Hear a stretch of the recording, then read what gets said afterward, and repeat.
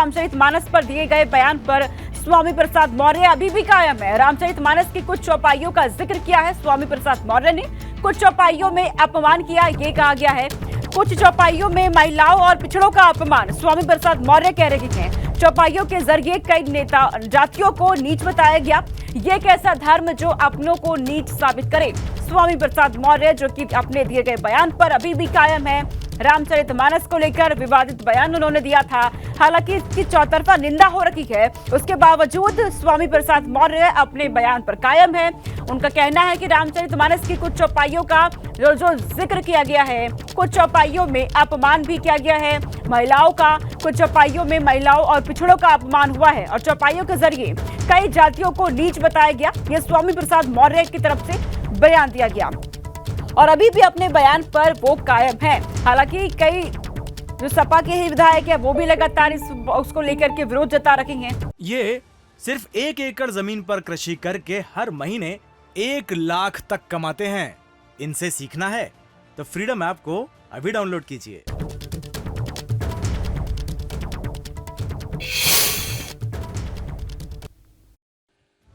हमने उन अंशों का उद्धरण किया जैसे जे वर्णाधम तेल कुम्हारा सुपच किरात कोलकलवारा, यानी तेली, कुम्हार, सुपच, किरात, कोल, कलवार, ये सभी जातियां हिंदू धर्मावलंबी हैं।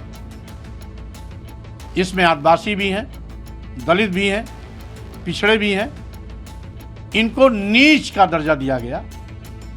आखिर यह धर्म कैसा है जो अपने ही मानने वालों को नीच परिभाषित करे? इसी के साथ ही ईशा चौपाई का एक हिस्सा वो भी है जहां लिखा गया है ढोल गंवार सूद पशु नारी शकल ताड़ना के अधिकारी, यानी देश की समस्त महिलाएं, आदिवासी, दलित और पिछड़े ये पिटाई के पात्र हैं। और लिखने वाले को अगर यही व्यवहार किया जाए तो उसको कैसा लगेगा? इस शब्द को संबोधित करके धर्म के रूप में गुणगान करने वाले को अगर गाली दिया जाए तो उसको कैसा लगेगा? सम्मान देने के लिए भेदभाव किया जाए, जैसे पूजहि विप्र सकल गुणहीना, पूजहि न शूद्र गुण ज्ञान न प्रवीणा, यानी विप्र, अनपढ़, गंवार, मूर्ख, सभी गुणों से हीन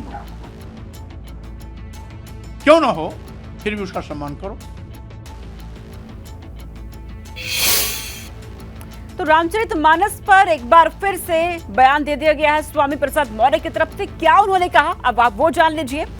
स्वामी प्रसाद मौर्य कह रहे हैं कि रामचरितमानस की कुछ चौपाइयों का जिक्र किया है मैंने, रामचरित की कुछ चौपाइयों में अपमान किया गया है और इसी के साथ उन्होंने ये भी कहा है कि कुछ चौपाइयों में महिलाओं और पिछड़ों का अपमान किया गया है और वही चौपाइयों के जरिए कई जातियों को नीच का दर्जा दिया गया है। ये कहा गया है स्वामी प्रसाद मौर्य की तरफ से।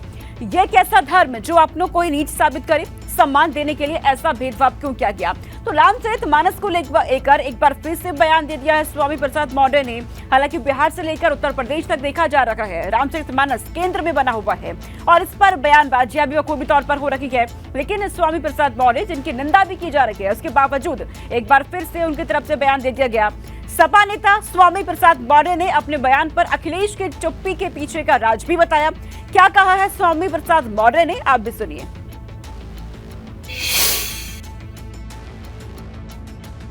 इसलिए कि मेरे बयान पर भारतीय जनता पार्टी के लोग सक्रिय हैं, इसलिए हमारे राष्ट्रीय अध्यक्ष इस पर नहीं बोल रहे हैं। इसलिए कि मेरे बयान पर भारतीय जनता पार्टी के लोग सक्रिय हैं, इसलिए हमारे राष्ट्रीय अध्यक्ष इस पर नहीं बोल रहे हैं।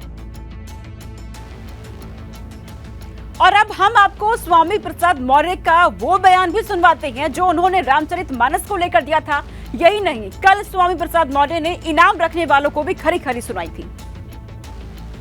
रामायण पर टीका टिप्पणी नहीं की हमने, किसी भगवान, किसी धर्म, राम पर टीका टिप्पणी नहीं की हमने। चौपाई के उस अंश पर टिप्पणी की जिस अंश में देश की समस्त महिलाओं, आदिवासियों, दलितों, पिछड़ों तथा कथित चातुर्वर्ण के चौथे पायदान पर खड़े शूद्र समाज को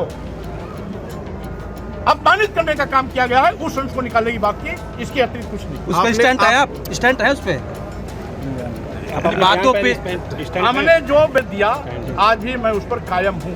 रामायण पर टीका टिप्पणी नहीं की हमने, किसी भगवान किसी धर्म राम पर टीका टिप्पणी नहीं की हमने। चौपाई के उस अंश पर टिप्पणी की जिस अंश में देश की समस्त महिलाओं, आदिवासियों, दलितों, पिछड़ों तथा कथित चातुर्वर्ण के चौथे पायदान पर खड़े शूद्र समाज को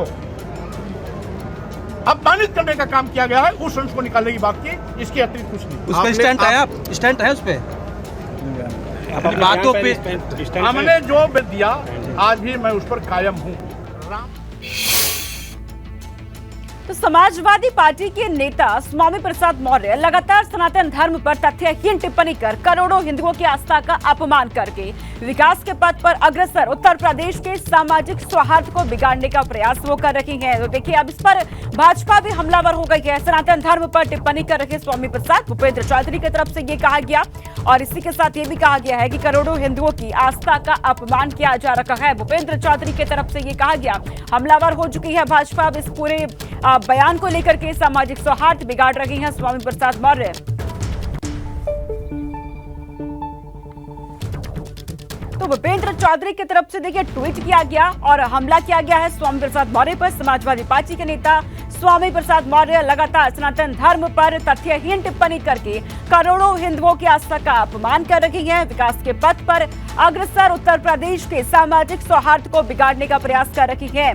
ये कहा गया है, हमला यहां पर बीजेपी ने अब किया है स्वामी प्रसाद मौर्य पर। ये भूपेंद्र चौधरी की तरफ से ट्वीट किया गया क्योंकि लगातार स्वामी प्रसाद मौर्य जो अपने बयान पर कायम हैं, उनकी तरफ से एक के बाद एक बयान दिए जा रही हैं। इसको लेकर के अब भाजपा हमलावर हो गई है। भूपेंद्र चौधरी कह रही हैं कि विकास के पथ पर अग्रसर उत्तर प्रदेश के सामाजिक सौहार्द को बिगाड़ने का प्रयास यहां हो रहा है। ये सिर्फ 1 एकड़ जमीन पर कृषि करके हर महीने 1 लाख तक कमाते हैं। इनसे सीखना है तो फ्रीडम ऐप को अभी डाउनलोड कीजिए।